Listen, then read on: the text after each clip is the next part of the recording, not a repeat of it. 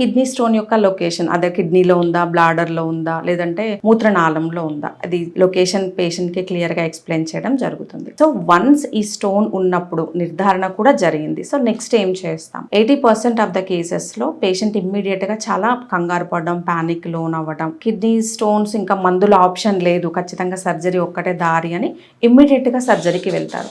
So మన వంతు ప్రయత్నం మనం చేయడం అనేది చాలా ఇంపార్టెంట్. అంటే ఎప్పుడైనా స్టోన్ డిజాల్వ్ అవ్వడం అనేది అది ఫామ్ అవ్వడం కూడా మన చేతుల్లోనే ఉంటుంది. మన ఆహారపు అలవాట్లు కానివ్వండి, మన జెనెటికల్ ప్రిడిస్పోజిషన్, ఇవన్నీ కూడా తగిన జాగ్రత్తల ద్వారా మనం పెయిన్ని కంట్రోల్ చేసుకున్నట్లయితే ఇనిషియల్గా వాటర్ కంటెంట్ ఎక్కువగా తీసుకోవటం, పర్ డే మినిమం 4 లేదా 5 లీటర్ల వాటర్ కనుక సఫిషియెంట్గా తీసుకున్నట్లయితే కిడ్నీ స్టోన్ ద్వారా వచ్చే లక్షణాలు పెయిన్ని, వామిటింగ్ సెన్సేషన్ని, హైపోథర్మియాని మనం అవాయిడ్ చేయొచ్చు.